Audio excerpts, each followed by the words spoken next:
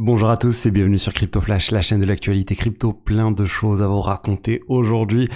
On va commencer avec le cours des crypto-monnaies, BTC 63 000 $, Ethereum 2657 $. Et on peut aussi noter qu'on a l'or qui est en train d'atteindre ses plus hauts historiques. L'or continue de monter, valeur refuge quand c'est la crise, valeur refuge quand les cryptos montent. En ce moment, l'or vraiment c'est c'est l'actif qui monte bien.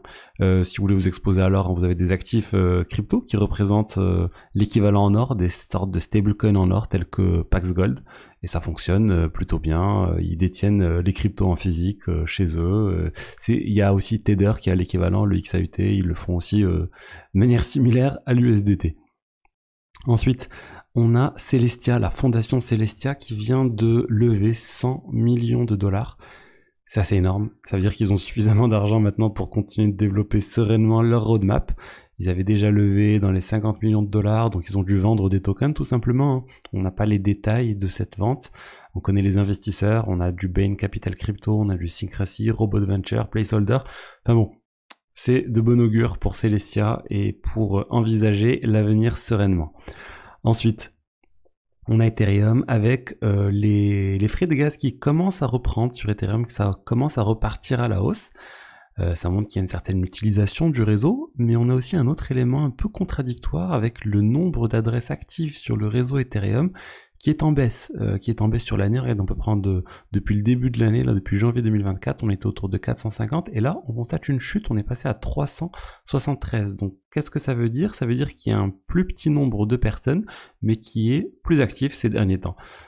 Ah bon, on connaît ce qui se passe sur le réseau Ethereum, beaucoup de solutions de niveau 2 qui viennent remplacer en partie du coup le besoin, la demande autour de l'espace sur le réseau Ethereum, de la bande passante sur le réseau Ethereum. Il y a beaucoup de choses qui se font sur les L2, mais pour moi ça a encore beaucoup d'avenir. Ensuite, on a le Bitcoin avec la SEC qui vient de donner la première autorisation pour avoir des options basées sur l'ETF Spot BTC de BlackRock. Qu'est-ce que ça veut dire? Ça veut dire que les institutionnels, si toute la démarche va jusqu'au bout, parce qu'il y a encore des validations à avoir par d'autres entités telles que la CFTC, donc si c'est validé, ça veut dire que les institutionnels vont pouvoir acheter et vendre des options sur cet ETF-là.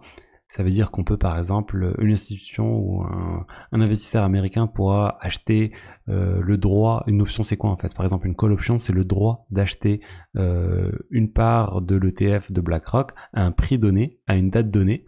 Et souvent, c'est pas une part, c'est 100 parts. Enfin bon, c'est des choses qui permettent de s'exposer massivement à une volatilité qui pourrait arriver sur le BTC. C'est quelque chose qui devrait entraîner aussi, selon les analystes, une volatilité accrue et dans le meilleur des cas, quelque chose similaire à ce qu'on a pu voir avec GameStop où il y a tout le monde qui se retrouve à devoir acheter du BTC parce que sinon ils n'ont pas le choix en fait. C'est le mécanisme du marché. Quand on achète plein de call options, il y a des market makers qui doivent aussi acheter l'équivalent en contrepartie et au final ça peut entraîner vraiment des très très fortes hausses. Après, il y a d'autres avis en disant on a déjà des options qui existent sur le BTC. Certes, c'est pas dans des plateformes régulées similaires à ce qu'on va pouvoir faire maintenant avec les ETF spot de BlackRock. On a Deribit par exemple, c'est une plateforme crypto qui permet de faire ça, qui a déjà des volumes assez importants, mais je pense qu'elle est sans doute pas adoptée par les plus gros institutionnels au monde. Enfin bon, c'est une bonne chose, ça va pour moi permettre une adoption encore plus importante par les institutions et espérons que ça continue. Ensuite, on a l'airdrop Eigenlayer, ça devrait être transférable le 30 septembre. Donc pour rappel, on a eu l'airdrop qui est arrivé il y a quelques mois, on a eu la saison 2 de l'airdrop qui est arrivée il y a quelques jours, mais jusqu'à maintenant, on ne pouvait rien faire de ces tokens, on ne pouvait pas les vendre. Là, c'est bon, on va pouvoir les vendre au 30 septembre. Et ça, c'est très important. Donc, n'hésitez pas à vous préparer si vous voulez vendre ou d'ailleurs si vous voulez acheter aussi. Si vous voulez vous exposer à Eigenlayer, tout simplement, il suffira d'acheter les tokens Eigen pour ce projet qui développe énormément de choses en ce moment. Ensuite, on a Bitensor. Bitensor est en train de pump, vous avez dû le voir. Regardez, on est repassé à 550 $. On était à quelques semaines à 234, plus haut historique autour de 700. beaucoup de buzz autour de Bitensor. Il y a pas mal de choses en cours qui sont en train d'être développées. Et là, ils sont en train de se préparer au lancement des smart contracts sur Bitensor. Jusqu'à maintenant, il n'y avait pas cette capacité. On rappelle Bitensor, un réseau spécialisé autour de l'IA.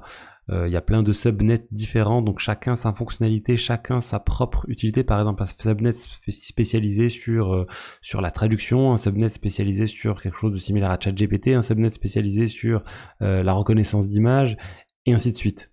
Plein de subnets, il y a des incitations financières, il y a des incitations pour apprendre au modèle de fonctionner correctement. Il faudrait en parler plus longuement. Je vous avais dit que je préparais une vidéo sur le sujet, j'ai pas eu le temps de finir. Il y a tellement de choses sur Bitensor et les avis sont très partagés. Donc j'essaie de prendre le temps et le jour où je sortirai quelque chose, voilà, je veux que ça soit vraiment très bien. Ensuite, on a Kamala Harris qui vient de faire une première déclaration qui est perçue comme pro-crypto.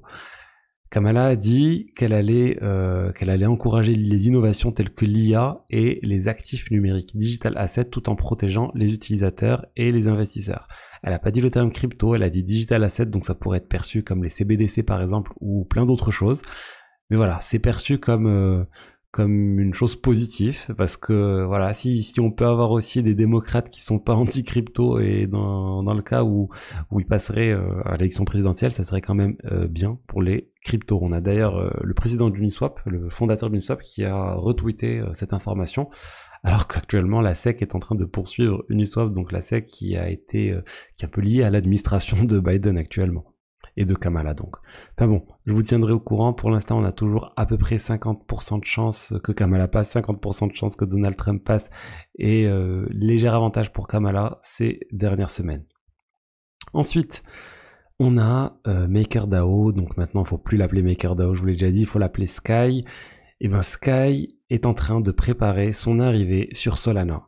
Et ça, c'est très intéressant parce qu'on est sur un projet qui historiquement était sur Ethereum. Il est né sur Ethereum il y a plusieurs années de cela. C'était l'un des premiers projets vraiment de finance décentralisée sur Ethereum avec le stablecoin DAI. Et ben là, ils ont dit, on est en train de s'étendre aux solutions niveau 2, mais on veut aussi s'étendre rapidement sur Solana. À très court terme, on veut passer sur Solana. On veut réaliser la migration de nos tokens Sky et USDS sur Solana. On va le faire via Wormhole. Ça reste une proposition du fondateur de MakerDAO. Il faut que ça soit adopté par la communauté, mais pour moi, pas de doute que ça va passer. Ensuite, ils ont aussi une approche pour apporter le rendement du DAI sur Solana, ou plutôt le rendement de l'USDS sur Solana. On parle de 6 et quelques %. Ils disent ce qui manque sur Solana, c'est un stablecoin décentralisé, et nous, on veut prendre cette place de stablecoin décentralisé. Je vois vraiment ça comme une bonne chose pour Solana. Solana, on est en train de voir des très gros projets qui sont en train de migrer sur Solana. On a vu Ethena qui arrivait sur Solana. On voit MakerDAO, projet historique qui arrive sur Solana. Beaucoup de buzz autour de Solana ces derniers temps. La communauté est là, les développeurs sont là et les projets veulent aussi migrer vers cette blockchain.